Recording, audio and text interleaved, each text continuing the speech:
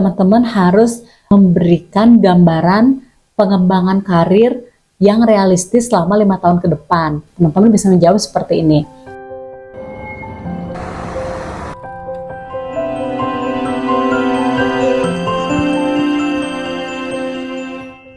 Assalamualaikum warahmatullahi wabarakatuh. Halo teman-teman, welcome back to my YouTube channel.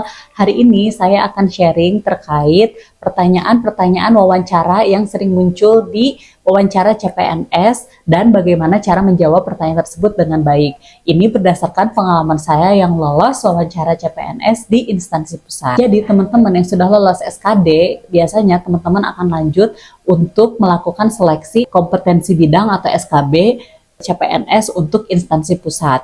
Pertanyaan apa aja yang biasa muncul terkait wawancara ini? Saya akan menjelaskan 10 pertanyaan yang biasa muncul pada saat wawancara CPNS dan bagaimana menjawabnya dengan baik dan tepat.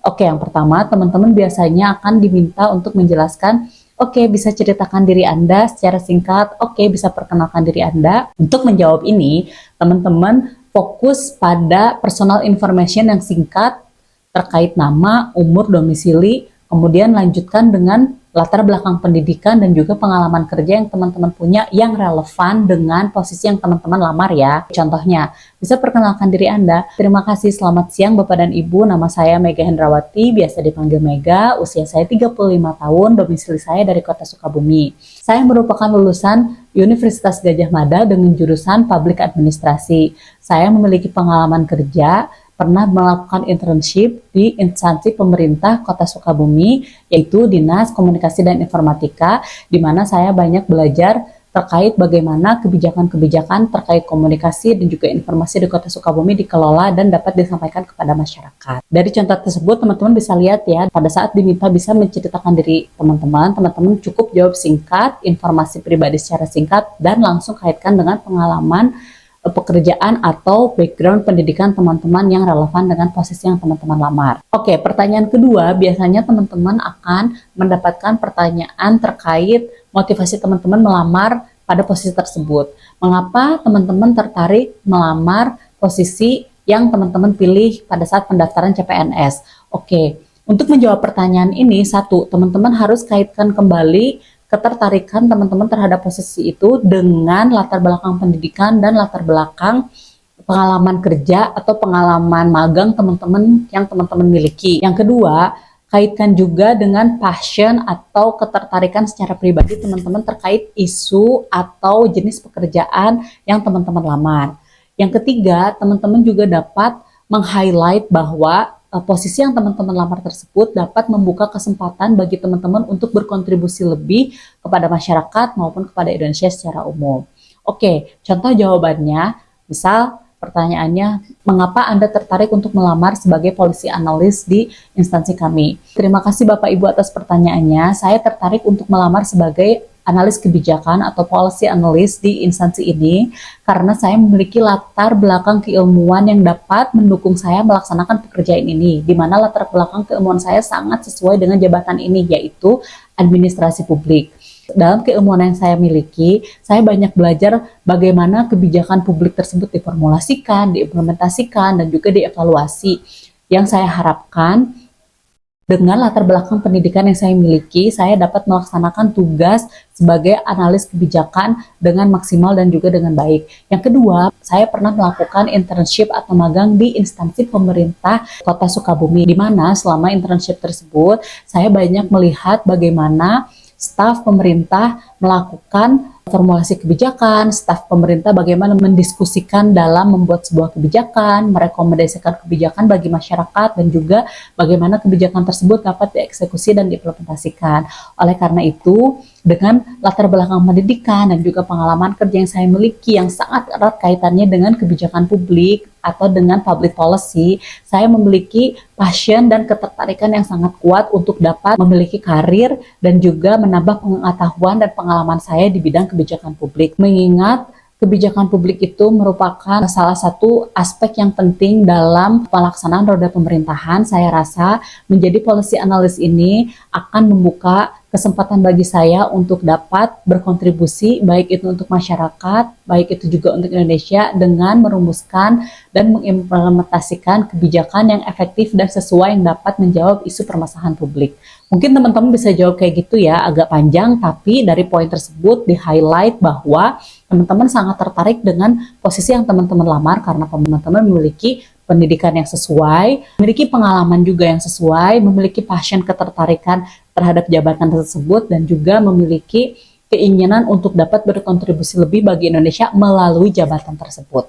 Yang ketiga, teman-teman pasti juga akan dikasih pertanyaan terkait, coba bisa dijelaskan tugas dan fungsi dari posisi yang teman-teman lamar. Contohnya, coba Anda bisa jelaskan apa sebenarnya tugas dan fungsi analis kebijakan itu. Nah, jika teman-teman mendapat pertanyaan terkait ini, satu yang harus teman-teman lakukan riset. Teman-teman harus melakukan riset terkait posisi yang teman-teman lamar dan juga instansi yang teman-teman lamar ya, sehingga teman-teman bisa tahu dengan detail, atau paling tidak teman-teman ada gambaran apa yang akan saya lakukan, saya kerjakan, tugas saya selama bekerja ketika saya bekerja sebagai analis kebijakan, contohnya sebagai posisi yang dilamar. Jadi teman-teman harus riset dan mengetahui secara luas, kalau bisa mendetail terkait jabatan itu apa, posisinya seperti apa, tugasnya seperti apa, dan fungsinya seperti apa. Contohnya, kalau ditanya, apa yang kamu tahu tentang analis kebijakan, apa sih tugas dan fungsinya, bisa kamu jelaskan kepada kami? Terkait pertanyaan tersebut, teman-teman bisa jawab, terima kasih atas pertanyaannya. Tugas utama analis kebijakan itu yaitu melakukan analisis terhadap data dan permasalahan publik yang kemudian dicari solusinya melalui kebijakan-kebijakan yang akan dibuat. Jadi analis kebijakan itu pertama harus melakukan formulasi kebijakan atau merancang kebijakan berdasarkan isu publik yang ada. Yang kedua, analis kebijakan juga harus dapat memberikan rekomendasi-rekomendasi dan alternatif-alternatif kebijakan untuk mengatasi isu publik. Yang ketiga, analis kebijakan juga harus dapat memberikan masukan terkait perbaikan kebijakan melalui proses evaluasi kebijakan. Yang keempat, analis kebijakan juga harus bisa memastikan instrumen-instrumen kebijakan tersebut dapat diimplementasikan secara efektif dan baik. Oleh karena itu, sebagai analis kebijakan harus mampu secara sensitif membaca isu publik, bagaimana menawarkan kebijakan atau alternatif kebijakan yang tepat, dan mengeksekusi atau mengimplementasikan kebijakan tersebut agar bisa menjawab permasalahan yang ada di masyarakat.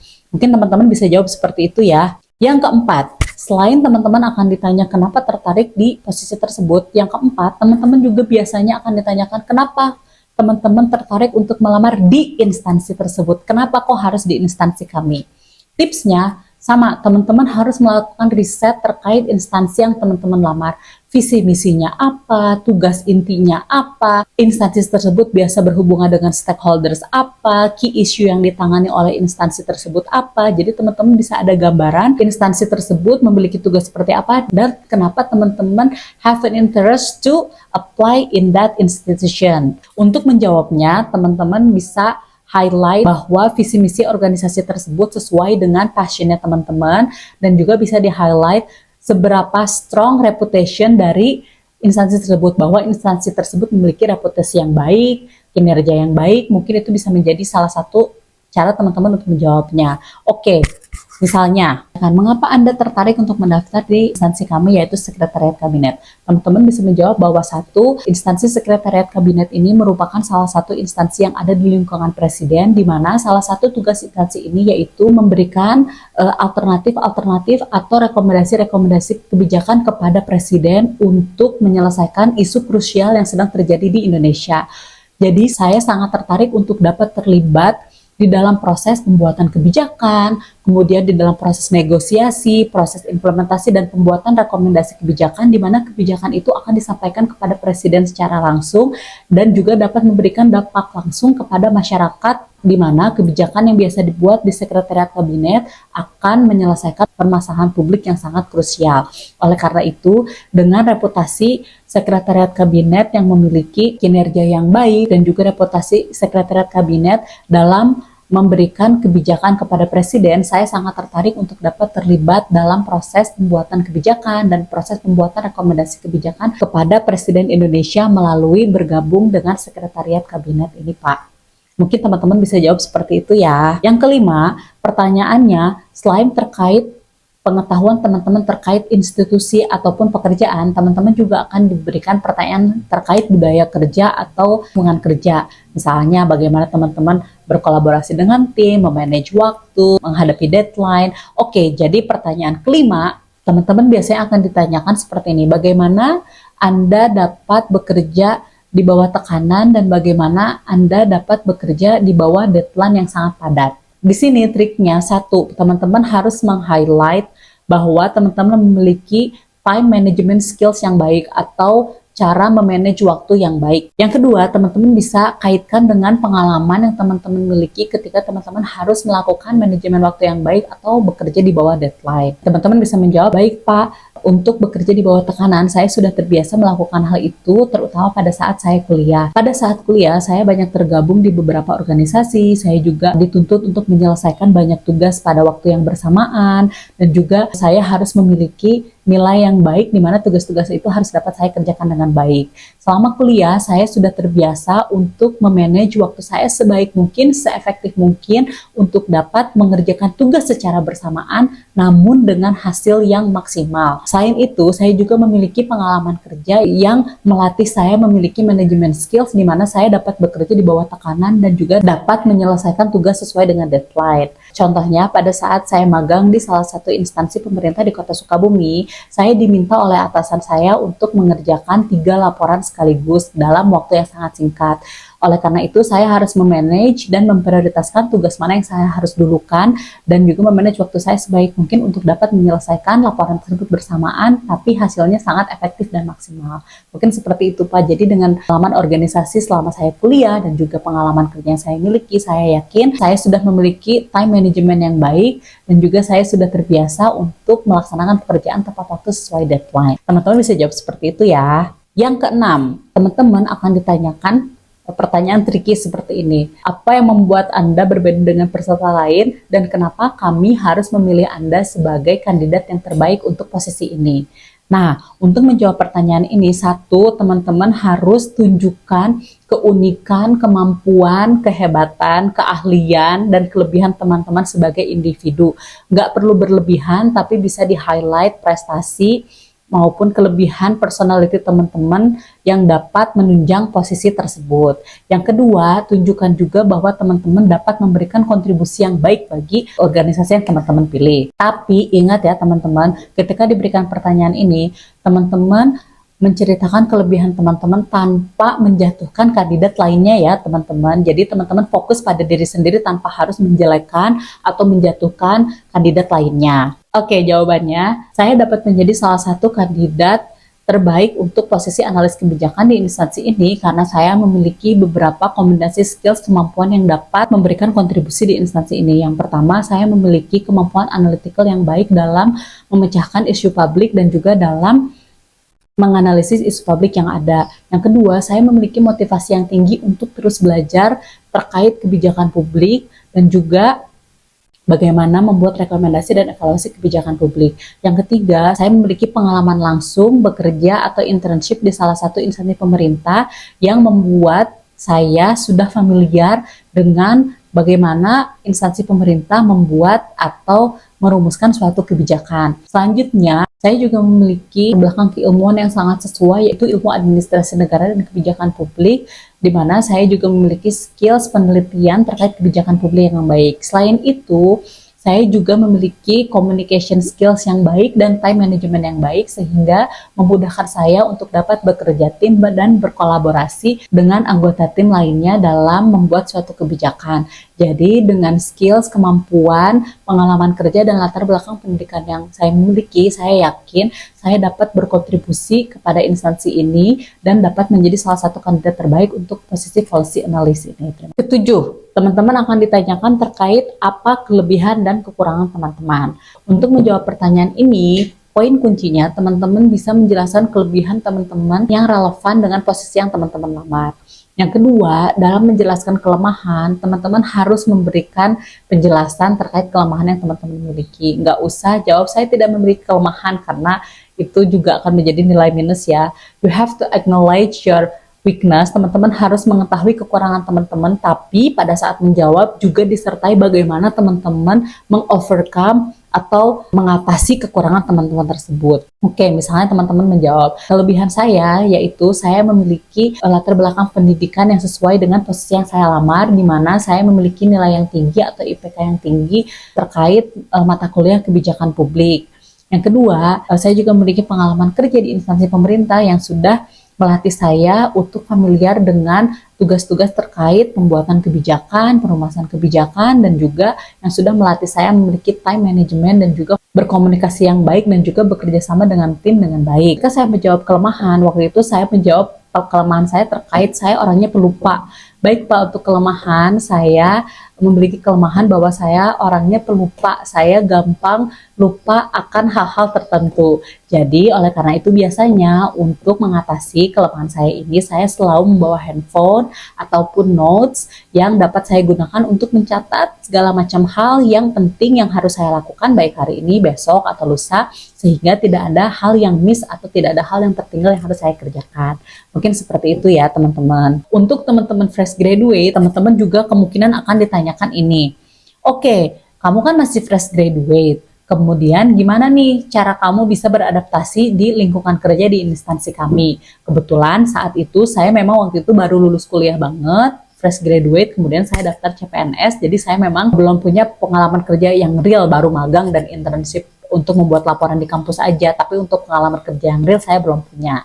Teman-teman bisa menjawab ini dengan menunjukkan kalau teman-teman itu punya ketertarikan untuk dapat beradaptasi dan juga ketertarikan untuk terus belajar di lingkungan baru.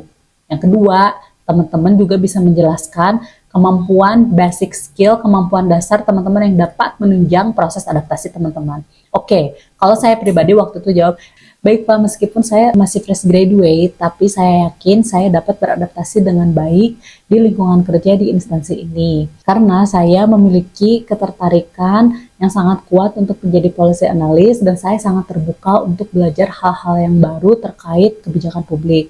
Yang kedua, meskipun saya belum terlibat secara langsung di dunia kerja, tapi saya sudah memiliki pengalaman organisasi dan juga internship yang membantu saya untuk berbaur dengan orang lain, berkolaborasi, dan juga bekerja sama dengan tim, dan juga membantu saya untuk mengasah skill adaptasi saya di lingkungan yang baru, baik itu lingkungan organisasi maupun lingkungan internship saya di instansi pemerintah. Yang ketiga, dengan kemampuan yang saya miliki seperti komunikasi yang baik, kemampuan untuk terus belajar, analytical skill saya yang baik, pengalaman keilmuan saya yang baik, dan pengalaman kerja saya yakin ketika saya bergabung di instansi Bapak dan Ibu saat ini, saya yakin saya dapat beradaptasi dengan cepat, dengan baik, dan dengan efektif. Mungkin seperti itu ya teman-teman. Lalu teman-teman juga akan ditanya terkait kontribusi. Yang kesembilan, oke, jika kami menerima Anda sebagai salah satu analis kebijakan di institusi kami, apa kontribusi yang bisa kamu berikan ke institusi kami? Oke, untuk menjawab kontribusi terhadap instansi, teman-teman bisa highlight latar belakang pendidikan dan kemampuan atau skills teman-teman terkait komunikasi, analytical skills, kemudian pengalaman penelitian yang dapat teman-teman tawarkan kepada organisasi yang bisa membantu organisasi tersebut berkembang lebih baik. Oke, contoh jawabannya, saya bisa berkontribusi dengan kemampuan yang saya miliki sebagai lulusan kebijakan publik, dengan keilmuan yang saya miliki dan juga kemampuan penelitian yang saya miliki terkait kebijakan publik, saya bisa membantu organisasi ini untuk membuat policy based evidence, di mana kebijakan tersebut dibuat berdasarkan data dan juga evidence yang ada. Dengan skills yang saya miliki, saya bisa membantu organisasi Bapak dan Ibu untuk merumuskan suatu kebijakan atau membuat rekomendasi kebijakan yang lebih tepat, lebih terarah, dan lebih efektif dalam menyelesaikan isu publik. Sehingga kontribusi yang dapat saya tawarkan kepada instansi Bapak dan Ibu yaitu akan berfokus kepada kualitas kebijakan yang dihasilkan dari analisis dan juga rekomendasi yang saya buat berdasarkan keilmuan dan pengalaman yang saya miliki. Sehingga dengan keilmuan yang saya miliki, kontribusi utama saya yaitu saya dapat membantu instansi Bapak dan Ibu untuk menghasilkan rekomendasi kebijakan yang efektif, tepat, dan sesuai untuk menyelesaikan permasalahan yang ada di Indonesia. Yang ke-10, teman-teman biasanya ditanya terkait visi teman-teman 5 tahun ke depan. Oke, jika kamu sudah diterima di instansi ini, apa visi kamu untuk 5 tahun ke depan? Nah, untuk menjawab ini, teman-teman harus memberikan gambaran pengembangan karir yang realistis selama 5 tahun ke depan. Teman-teman bisa menjawab seperti ini. Baik Pak, untuk 5 tahun ke depan, saya berharap saya dapat terus memperdalam dan meningkatkan skill saya terkait kebijakan publik, seperti membuat kebijakan publik, membuat rekomendasi, atau mengevaluasi kebijakan publik. Saya berharap 5 tahun ke depan, saya dapat mengambil peran strategis di instansi ini dalam proses pembuatan kebijakan dan membuat rekomendasi kebijakan untuk Presiden. Selain itu, dalam 5 tahun ke depan, saya memiliki visi untuk lebih terus dapat berkontribusi baik itu kepada instansi dalam membuat kebijakan yang tepat dan juga kepada masyarakat, yaitu dengan membuat kebijakan yang efektif dan tepat. Terima kasih. Oke teman-teman, itu tadi informasi seputar pertanyaan yang biasa diajukan oleh interviewer dalam proses wawancara seleksi CPNS ya teman-teman. Saya harap informasi yang saya berikan dapat memberikan manfaat dan dapat membantu teman-teman dalam menjawab pertanyaan wawancara seleksi CPNS dengan lebih baik ya. Oke, segitu aja ya teman-teman. Satu lagi ya teman-teman, kunci keberhasilan wawancara yaitu teman-teman harus percaya diri dan practice. Teman-teman terus berlatih bagaimana cara teman-teman mengkomunikasikan jawaban teman-teman, menyampaikan ide teman-teman dalam jawaban di interview tersebut ya teman-teman. Good luck ya teman-teman, semoga proses wawancaranya berhasil. Assalamualaikum warahmatullahi wabarakatuh.